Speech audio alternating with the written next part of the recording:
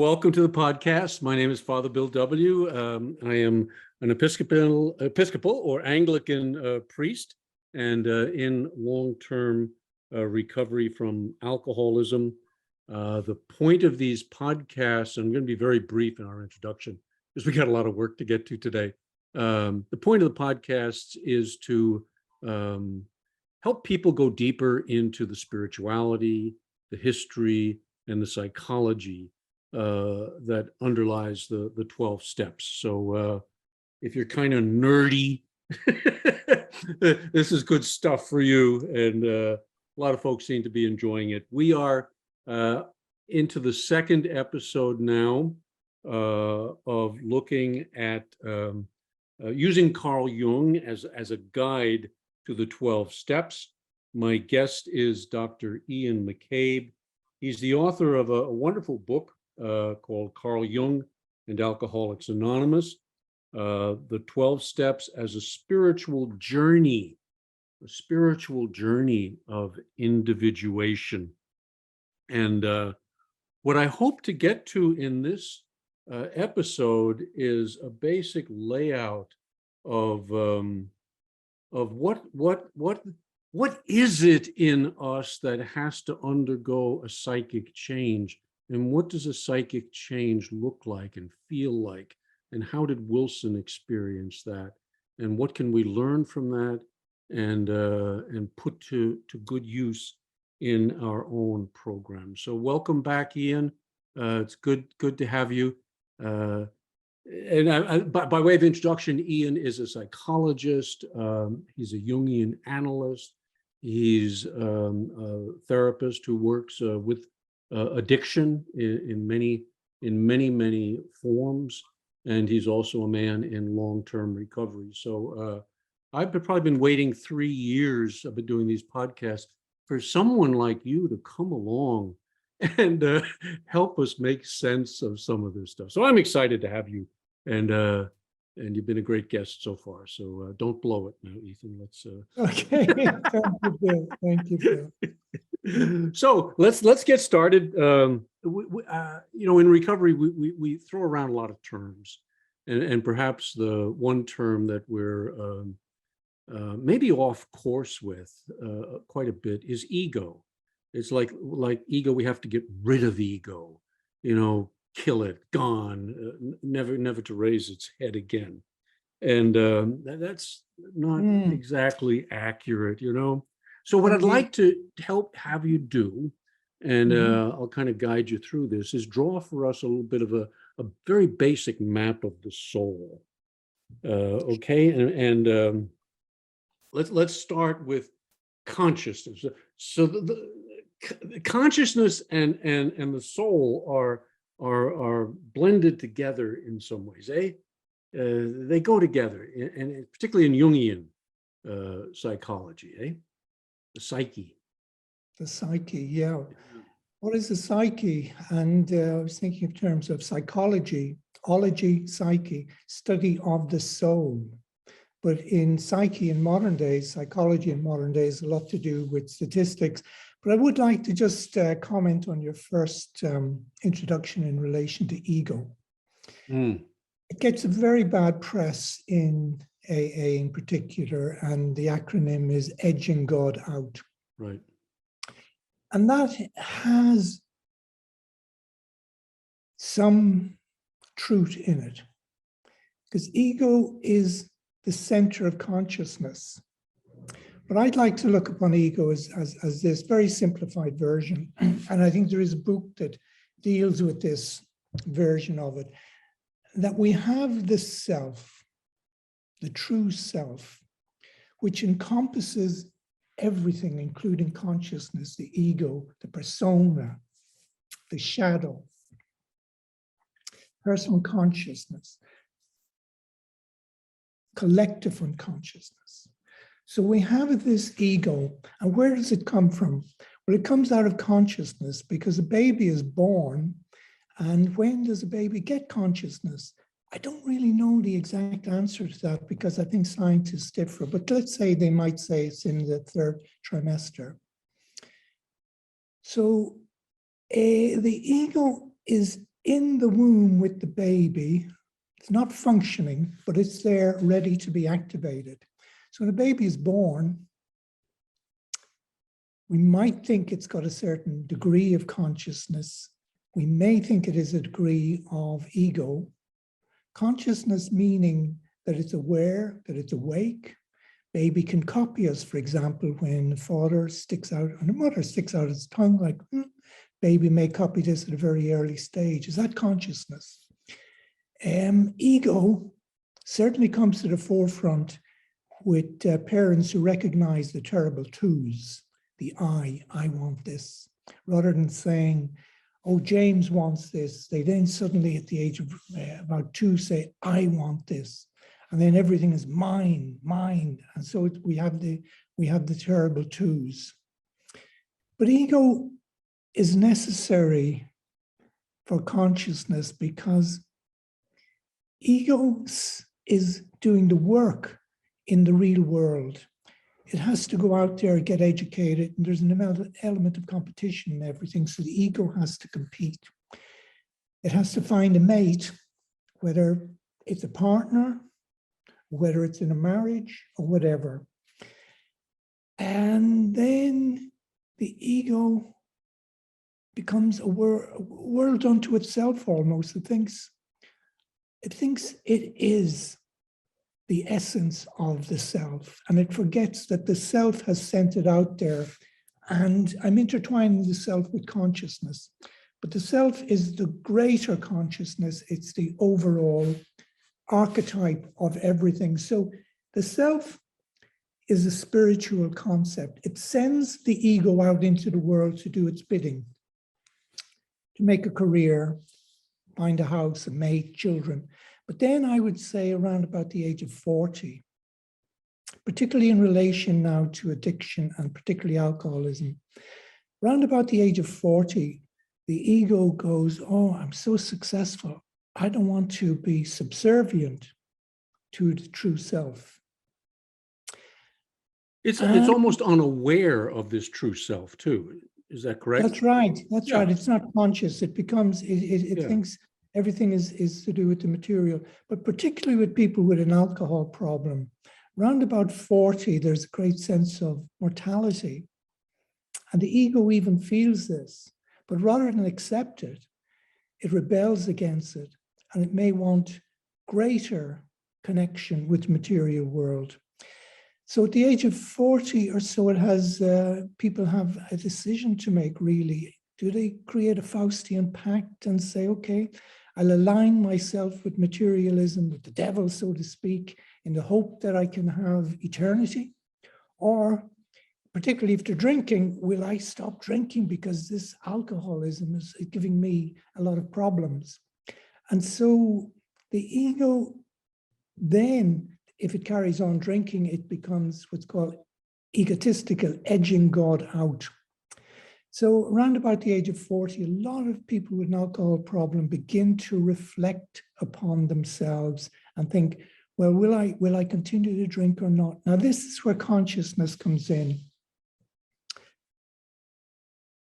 As far as I know, the wonderful human beings that we're blessed with being are the only creatures that are able to self-reflect, to be able to criticize ourselves. And there's a writer, you may be familiar with him, Bill, called Teilhard de Chardin. Oh, sure, Jesuit. Yeah. And he wrote a book called A Phenomenon of Man. And the essence, part of the essence of that is that we can reflect upon ourselves. Like animals, they act out of instinct, but we can reflect upon ourselves and say, am I doing the right thing? I can be self-critical. I did the wrong thing. And this is a phenomenon that is unique to human beings. So at around about some stage, 40-ish, we can decide to drink or not drink. And for some, I mean, that can come at 18 or 15 even. I mean, it's a movable feast. Yes, absolutely. I think younger people are more fortunate, and they're getting the message these days that if they continue drinking, they will they will end up in a difficult situation. Whereas Yeah. I think physiological, the age of 40 somehow It's rings the true. midlife crisis. Yes, it is the midlife crisis. And this is where ego can be related to addiction. And as I say, it gets a bad press, but we have to develop a strong ego. And that means that we have to be able really to criticize ourselves, to look at what's called our shadow. This is another aspect of Jungianism. Yeah, let me walk you through this, because I think this would be of great help to our listeners. So what I want to trace here is the development and evolution of ego. And ego means I. It's a Latin term for I. So as you're saying, this is my sense of I-ness. And in the womb, it's meshed with the mother. There is no separation. I mean, Correct. Everything is one, everything is whole, everything is Garden of Eden, one might say. And then I'm thrust out of the womb, and who am I? The question begins. And I look to my mother, I look around, and I'm determining who this being is, and it's growing, and that's necessary. And you mentioned the terrible twos. That's an absolutely vital part of growing up, is it not? Mm-hmm. One must separate, become a self, and Jung says this is the work of the first half of life, as we're getting to. All right. Yes. So now I want to, and you just started doing this. Okay, so here's the ego. It's starting to grow, and two more pieces of the puzzle start coming into view. One is the persona, and the other is the shadow. So what is the persona? How does that develop and evolve? Let's start with that, and then we'll go on to the shadow. But start with the persona. Okay. I like what you say about the ego and birth. So at birth, the ego really it's embedded in the self as a potentiality, but it doesn't actually exist in any functional capacity. And then it slowly emerges out of the self to sort of form the center of consciousness. And the ego, in the same way as the self needs the ego to function in the world, the ego also needs the persona and the shadow to function. So Right.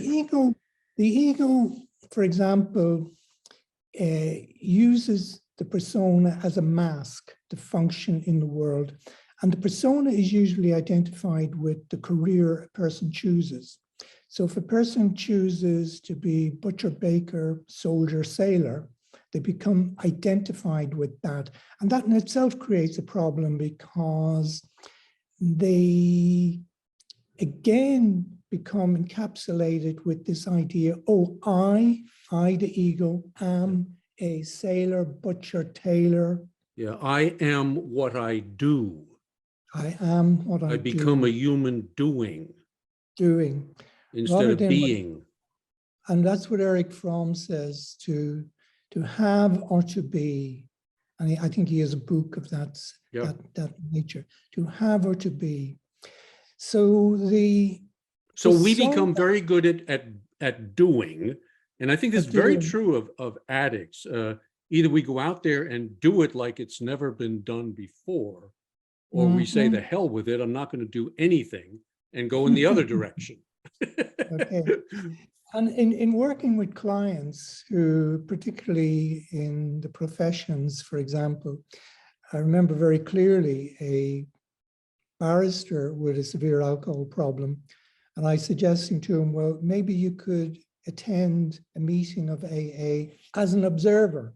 That's what I always say to my clients, to go along as an observer.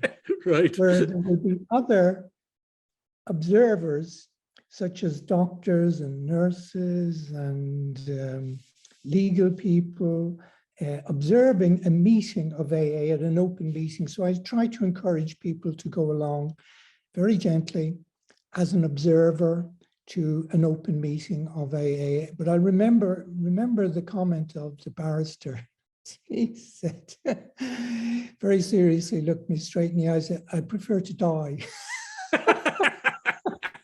Yes, yes. And this is very interesting because several times people have come to me at initial consultations for their alcohol addiction, and they say, oh, this feels like a part of me is dying. Or even better still, they say, oh, I told my partner I was going to a funeral. As though their unconscious knows that in giving up alcohol, they are surrendering a part of their persona and the ego. Yes, so the persona is the mask that I wear in the world. This is who I am. And it comes from the Greeks, they didn't have huge production companies, but they just whip on a mask and put it over their face, and they would become that character. So now I'm this, or now I'm that. And this is the persona. This is our image of ourself. And it's helpful, it's healthy. We have to have it. You know, keep your clothes on, kid. All right. This is the custom in this country. All right. You know, Right. yeah. As soon as you get drunk, off they come, you know, so it kind of frees one up from the persona, because the persona can feel like a prison. It can feel kind of false. But these are the customs and the protocols and the way of being in this culture. So that's the persona, the mask. And we develop this. There's a false image, one might say, but not bad, not necessarily bad, but definitely has an element of falsehood to it, of covering up the true self. And now the shadow is similar to that. Anything that doesn't meet that criteria is very unacceptable. It's very dangerous. So what do I do with that sort of stuff? Right. And here we have the problem with priests in Ireland. So the persona is that, you know, going back some years, I remember at my father's funeral, my auntie whispering to me, the priest can tell whether the person is going to heaven or hell. And I looked at her, really. I said, thank God he hasn't spoken about my thought. But the adulation they bestowed upon the priests. And of course, if you were a mother of a priest in Ireland, I mean, then you were going to go to heaven, because there's no way God was going to send the mother of a priest to hell. So priests were really adored. So their natural sexual instincts were suppressed into the shadow. Whereas most men, 95%, will masturbate. Will priests masturbate? Will they feel terribly guilty about it? Will they put it away into the shadow? And so their sexuality is suppressed to such an extent that it then emerges like phoenix out of the ashes. Now, I'm in two minds about talking about priests and pedophilia, simply because I think some pedophiles were attracted to the priesthood as a disguise, so they wouldn't be suspected. But then I wondered if ordinary people, ordinary men, and it is men, even though my talk may be quite sexist, priests are men in the Catholic Church, suppressed their sexuality to such an extent that it came out in a perverted way. I'm not so sure about that. But the shadow element of anybody, and today people in addiction, for example, if they're engaged in looking at pornography or any other practices that are incongruent with the 12 steps, they may suppress it into the shadow, but it will emerge. It will emerge. And Jung says we must look at our shadow and assimilate it and accept it, that we're human beings, we're not perfect. And the idea of the shadow, rather than to reject it, we must accept it. But that almost says that everything in the shadow is bad. No, there's some good stuff in the shadow. Yes. There may be talents that we hide in the shadow. For example, we may be good artists or good singers or whatever. And the shadow material comes out certainly in drunkenness. People act out and they say, oh, it's because I was drunk. I notice that the sun is coming in now and giving my left side a shadow and my right side the light. And this is what Jung would call synchronicity, a coincidence. That I am both. I am both. I am both. Okay, so I am light and darkness. Light and darkness. Which is, and we will get to this when we start looking at the steps, because fourth and fifth step in particular, that's shadow work. That's going into the shadow. It's trying to allow into consciousness some things that I have been pushing down and afraid to share, afraid to even look at, eh? Yes, yes. Yeah.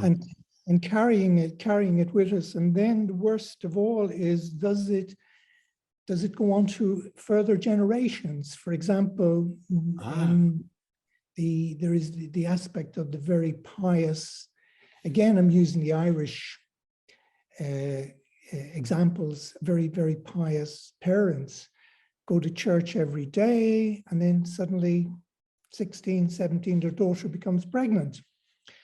And what that may be is the shadow is acting out through the next generation. Through the next generation, that's right. That's So right. This stuff does get passed on, shadow material. I need to look at it. Where did this come from? Is this mine, or is it my father's, or is it my grandfather's or my grandmother's that I am still carrying? And the shadow is in the personal consciousness, but it's also shadow in the collective unconscious. So we could look, if we want to look at the, okay, I mean, I'm just thinking off the top of my head now, could we look at the American shadow in relation to the Native American Indians, it being Thanksgiving? Right. Could we look at the shadow of the Jewish people who have endured great persecution over the centuries, but then somehow encapsulated it, integrated it, and now express it onto the poor Palestinians? So we're talking about trauma there, but the shadow in the collective is there as well, that nations can have their own shadow, and the shadow we can project. For example, in America, there was a common story I heard once, that somebody saw an airplane passing overhead in America, and someone pointed out, oh, look at that, that's a new type of airplane. He said, no, that's the Ruskies. They're sending over planes to observe us.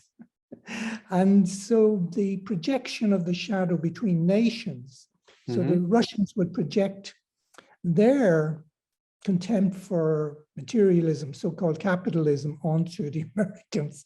And of course, the Americans would project their contempt. Right. That's right. So this is the scapegoat, the scapegoat. The scapegoat, yeah. I can't look at my guilt or handle my shame. And so rather than do that, I project it out onto someone else. And that can be done personally.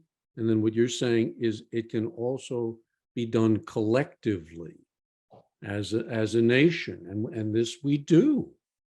And to bring it back, And to bring it back to the individual and simplify it, I love the expression, when you point the finger at one person, you point 3 at yourself. Right. Because in that which we detest so much, our shadow will be a part of it. So there's the Shakespearean quote, me to think it, the man that protested too much.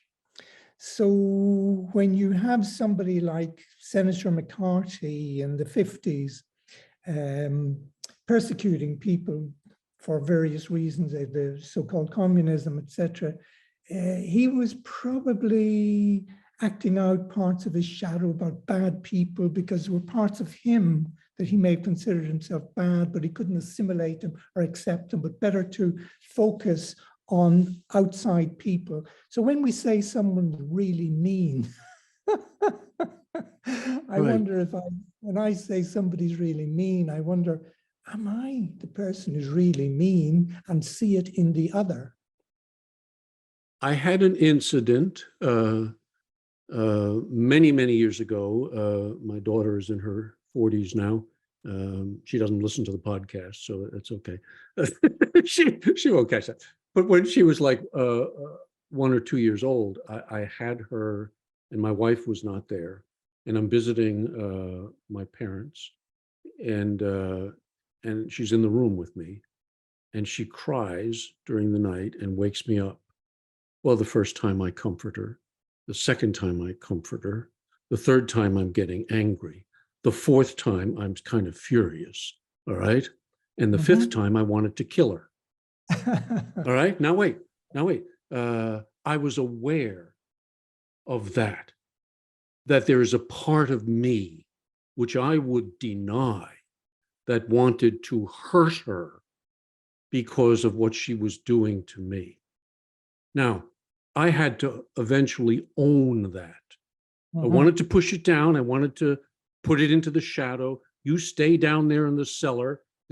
I am not that kind of a person. But once I began to accept it, it doesn't, I mean, I have enough controls that I didn't do it. But you know what it did for me, Ian? It helped me have compassion for people who don't have that kind of control that for whatever reason I had that kept me from doing it. Because I know people who have slapped their kids, hurt their kids, gone to prison for doing that, all right? And I am just as capable of doing that as well. I mean, to me, that was one of my classics of owning my own shadow. Does that make sense? That does absolutely make sense. As an aside to that, as a psychologist and as an addiction specialist, I would say, just to remind you that people who are withdrawing from heroin, the cry of a baby will be magnified several times. So the agitation they feel is tremendous. But to identify with that, I remember my own son in the terrible threes. It was snowing outside and I had tried everything. I was minding him. I had just tried everything to keep him from being mischievous and calm him down. And I thought about putting him outside in the garden. Right. And immediately, here's where Teilhard de Chardin comes in, the self-reflection. You go, oh, I've had that thought, banish it. But I was then speaking to a social worker, and it was lovely. I was telling her, I said, I'm really feeling guilty about this.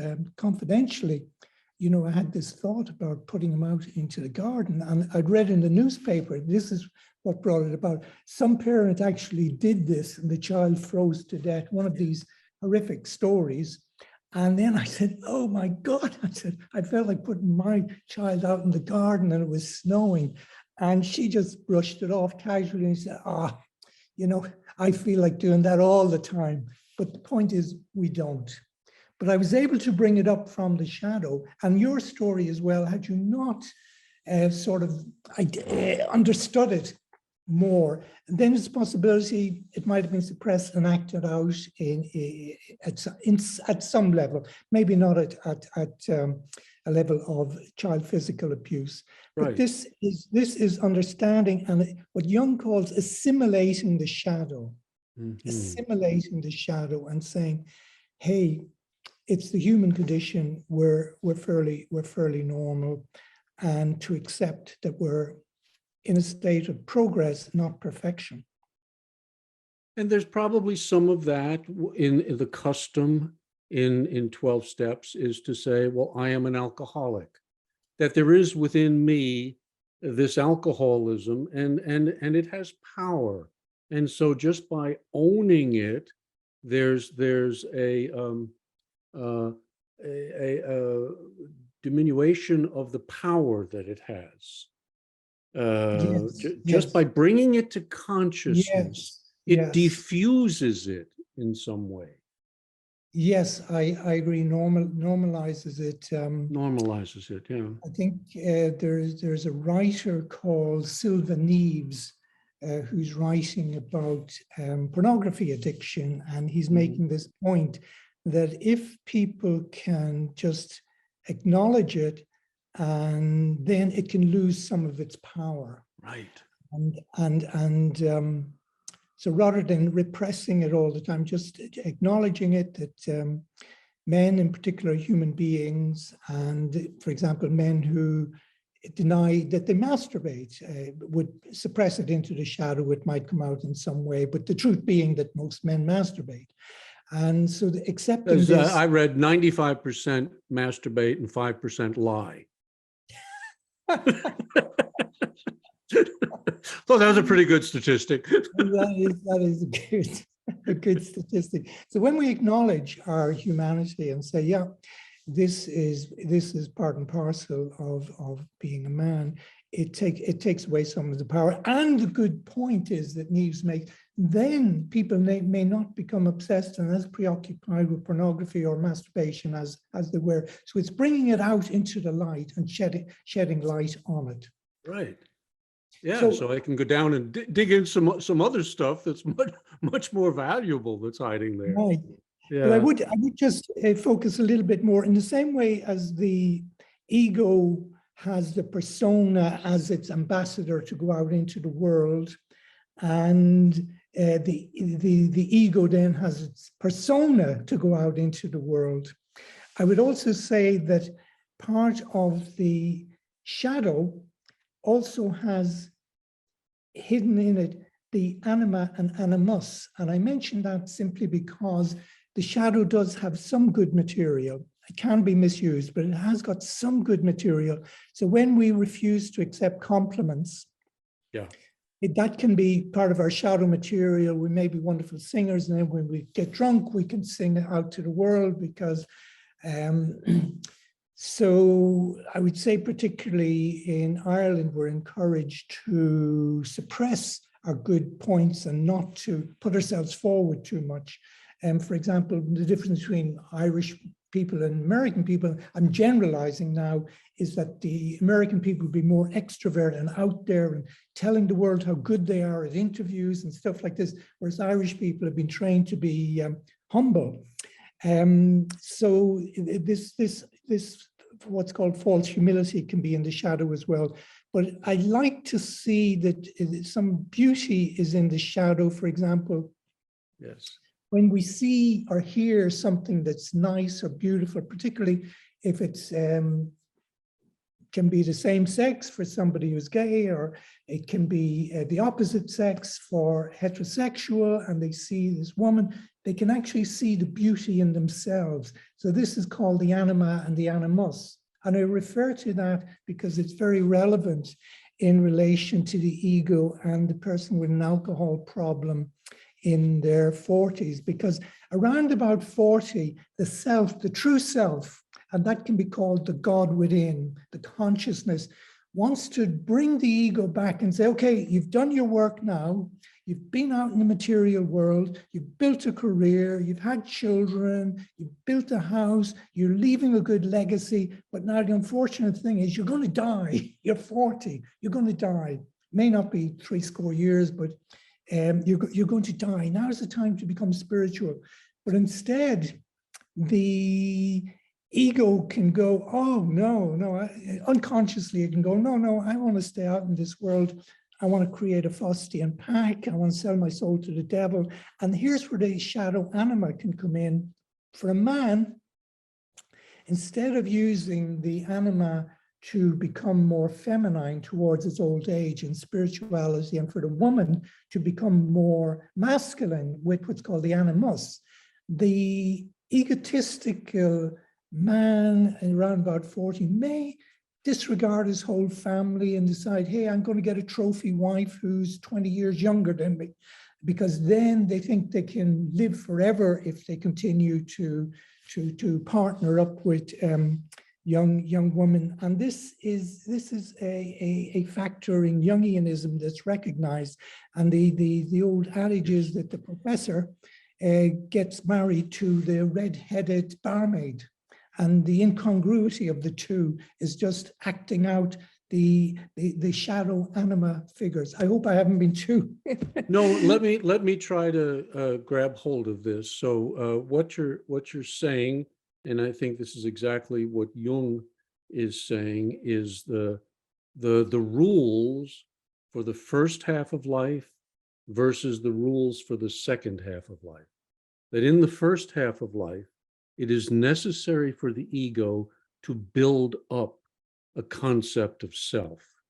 All right, like you say, to get gold stars on your forehead when you're a little kid in kindergarten. You know, I'm worth something. I am something. You know, and that carries you through high school and college and all, and you get the good job and all of that sort of. But then comes the crisis. Is this all there is, Alfie?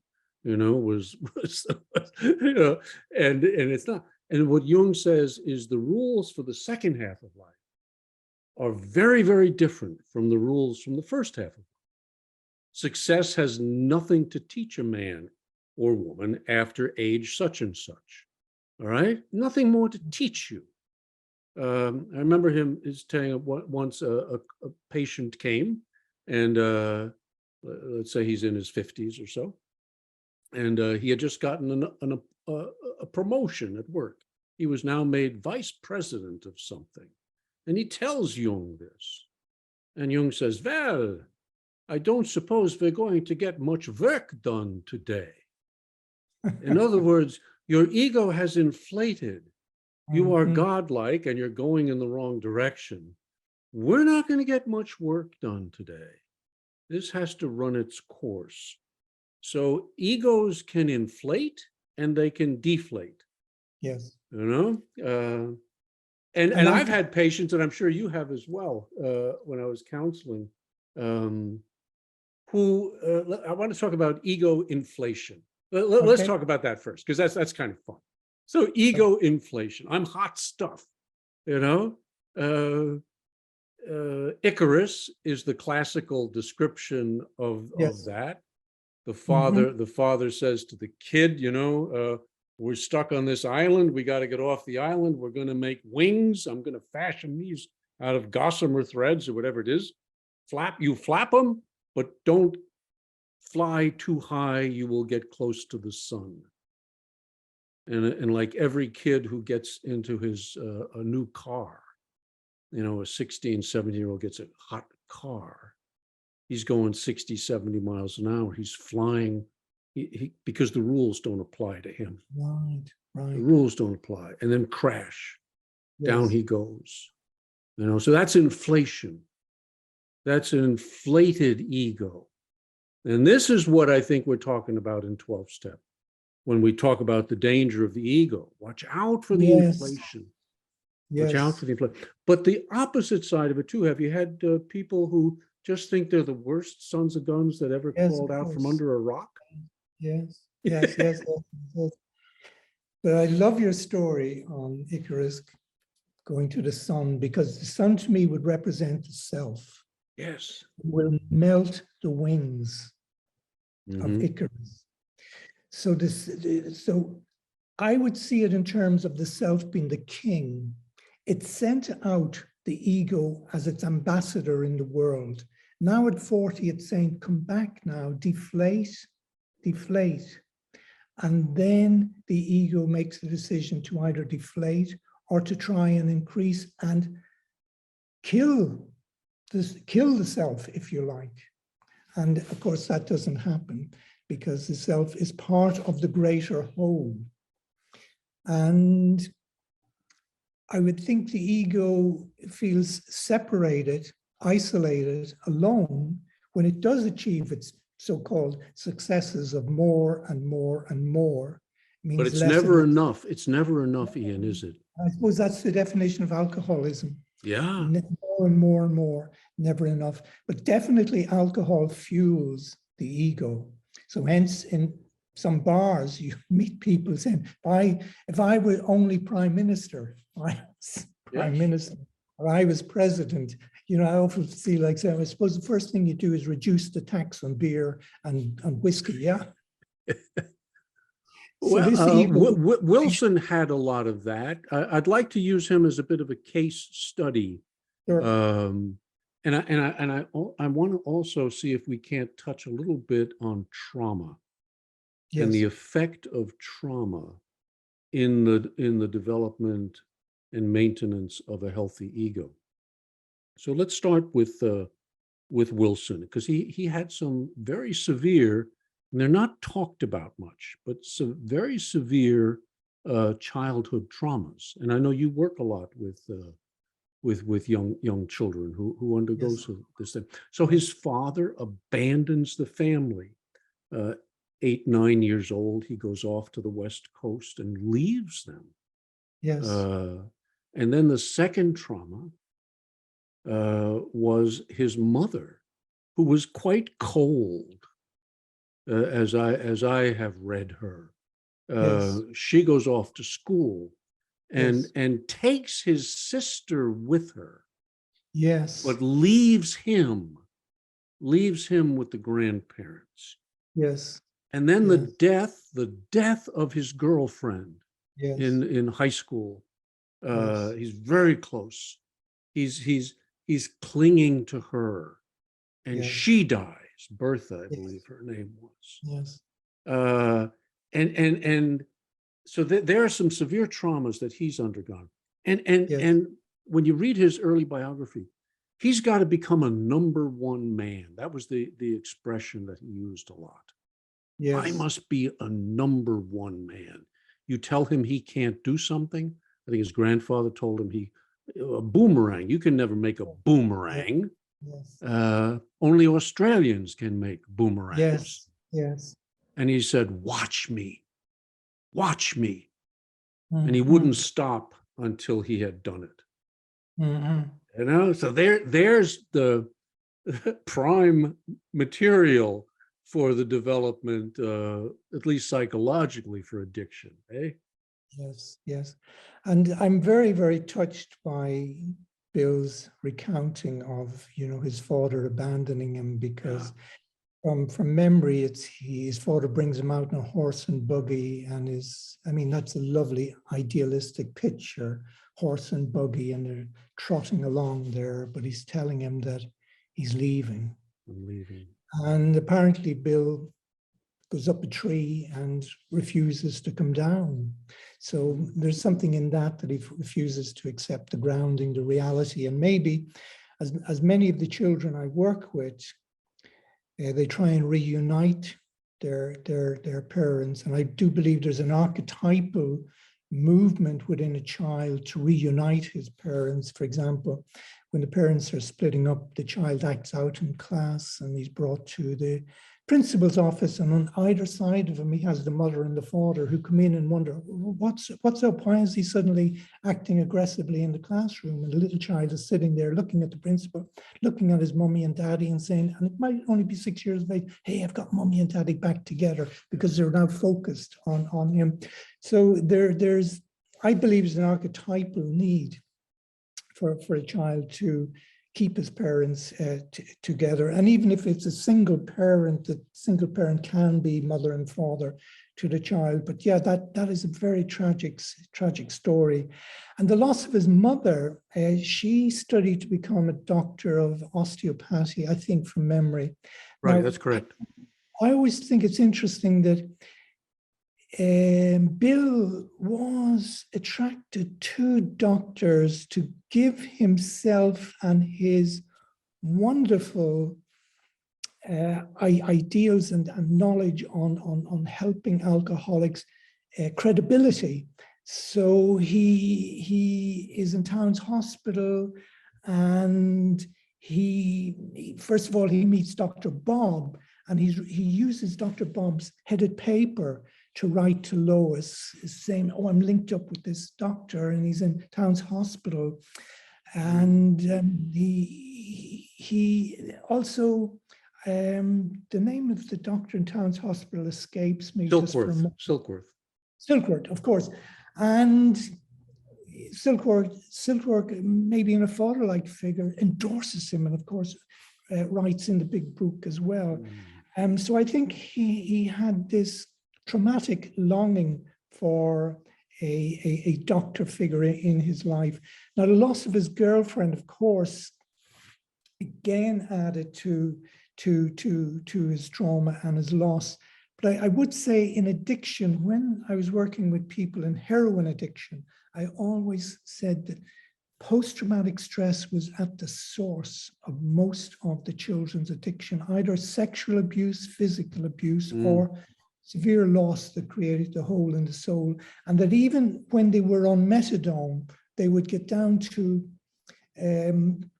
small doses of methadone, millimeters, almost that you would feed an inkwell with little droplets, because they couldn't let go of the connection with what methadone represented to them, whether it was parental love or the milk of their mother's breast or whatever. But certainly, I was always suggesting that the new eye movement desensitization and reprocessing would help people in addiction to come to terms with their trauma, because the trauma, although people cope with it, it suppresses a feeling. It suppresses part of the two parts of the brain that are affected, are the amygdala, which is the emotions. And so the emotion is really high, and then the reasoning is quite low. And explain that in graphic terms, if one witnesses violence among one's parents, then the amygdala goes up with fear and fright, and the reasoning goes down to 0 or 1, and the amygdala is up at 10. And the idea is to try and balance the two, bring them back up to about 5. And that can be done with eye movement desensitization and reprocessing. I won't go into too much depth on that, but it's a wonderful, wonderful intervention that's as good as prominent really as cognitive behavioral therapy in terms of psychology.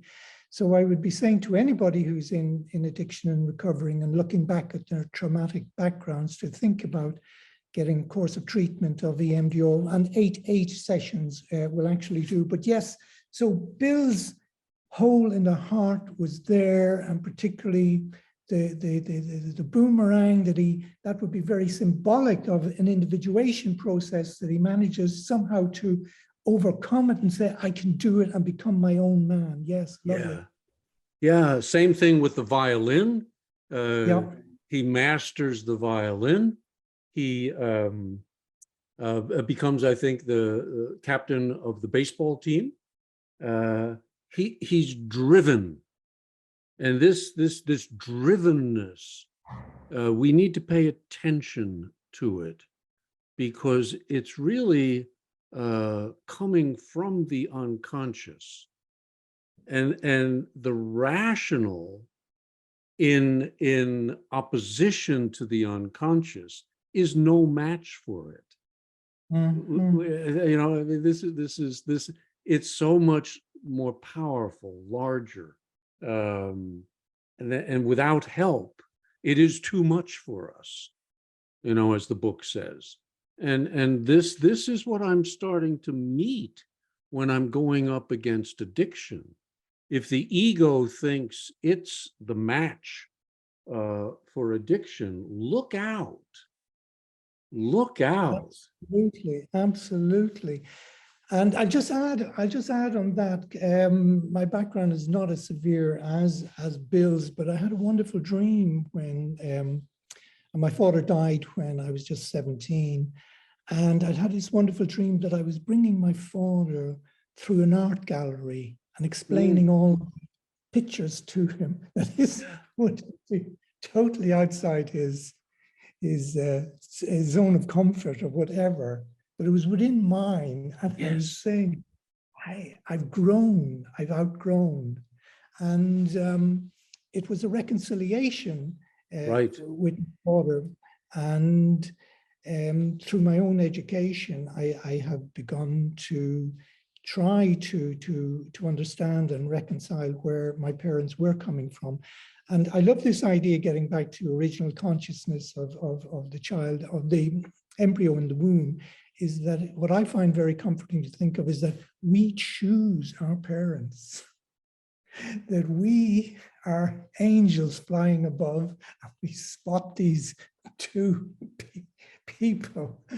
Boy, I'd learned some lessons there. Let's and we choose, we're going to be the fetus, and so we become from spiritual angels to the fetus. And I often wonder, when there's a description of a person entering Derry City, which is in Ireland, and the first thing, they're coming in at midnight and they see this drunken couple outside the fish and chip shop eating chips, and they're having intercourse. In the headlights, they see the bare bottoms of the two people having intercourse whilst eating their chips. And I think, well, what spiritual angel could decide I'm going to be the embryo that has formed, the fetus that has formed from this conjunctio of these two people. But however, I jest somewhat on that, but I get comfort from that we decide to become the children of our parents, to learn lessons of some description. And that may have Buddhist implications of rebirth, but there is more in heaven and earth, Horatio, than we will ever know. And some people have terribly difficult lessons that they are presented with, soul lessons, you might call them. I mean, from what you're describing, God must have, this soul, Bill, is a wimp compared to what other people have been presented with. And yet, if they're able to work through them, in some ways, the depth of the trauma, if you can resolve it, if you can go on the hero's journey, as we might frame some of this, and meet that dragon in your life, rather than letting it overcome you. The classic, I remember a woman in, I got sober in Detroit. She was an African-American woman. 2 daughters she lost in a fire. And so she had no other children. And I got to know her somewhat well. And my thing was, if that ever happened to me, I'm out of here. The deal is over. Yes. You know? And she said, oh, no. Yes, it was a tragic loss. But you know, Bill, I now have 100 daughters. And she was the mother figure for so many women in her community, whom she mothered and mentored and loved. And through that, and is that projection? Sure, I suppose it is, but it's maybe the right use of projection. It's a healthy kind of projection, putting her daughter into into those people. And that's spiritual use of psychological functions, let us say, for the Yes. good, all for the good. Absolutely. And my own reaction to that would be similar. I would be out of here. But Yes. there are expressions like God doesn't give us more than we can handle. Mm. And the other expression in AA is grateful recovering alcoholic. Grateful in a way for what we've been through, because without it, we wouldn't go on this great spiritual journey, this great spiritual adventure of individuation, of trying to understand ourselves, of reaching a spiritual awakening. And I once had a client whose husband just couldn't get it, So I said to her, look, try to focus on yourself for a change, because, you know, if an alien were looking down on us talking for the past year, she'd think your name was Harry because you're always talking about Harry. But let's talk about you a little bit more. And I had to pull her away from talking about her husband. But I did say to her, look, trust me when I say God is good. He will trip up your husband and will bring him to his senses. And lo and behold, at a certain point in time, she came in and said, "Oh, my husband tripped up and banged his nose, and he's in hospital." And that is my belief. And in that She began to change. You know, and that's yes, family systems, basic family systems work. If one person within that family system undergoes the change, it's going to have an effect amongst all of the other members. So if she stops concentrating on him and Right. concentrates on herself, watch the effect it will have within the family. And it is sort of principles of Al-Anon as well. And the Yes.